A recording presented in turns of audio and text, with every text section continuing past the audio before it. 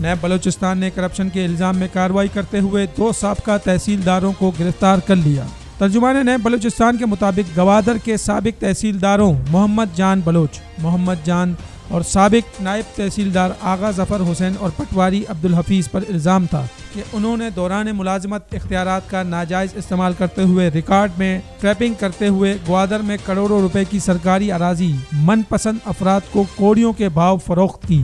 तहकीकात में अहम पेशरफ्त सामने आने पर DG नैब बलूचिस्तान ने वारंट गिरफ्तारी जारी किए और नैब इंटेलिजेंस की टीमों ने उन्हें मुख्तलिफ इलाकों में गिरफ्तार कर लिया है। तर्जुमान के मुताबिक DG नैब बलूचिस्तान का कहना है कि सरकारी वसाइल लूटने वाले अनासिर का मुहासबा किया जाए, सज़ा और जज़ा का अमल बिला इम्तियाज़ जारी रहेगा। एहतसाब कानून की हुक्मरानी की असास है।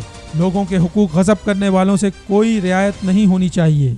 कौमी एहतसाब ब्यूरो में महकमा माल के अफसरान के खिलाफ जारी सरकारी अराजी करप्शन की कौमी एहतसाब ब्यूरो बदउनवानी के खात्मे और लूटी गई कौमी दौलत की कौमी ख़जाने में वापसी के लिए अपनी आइनी जिम्मेदारियां बअहसन खूबी निभा रही हैं। तिजारत न्यूज़ को YouTube पर सब्सक्राइब और लाइक कीजिए।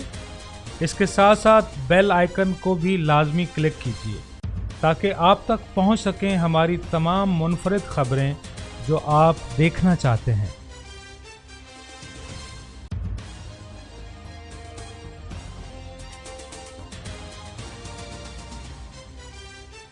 आप देख रहे हैं तिजारत न्यूज़, बेहतर अपना हल।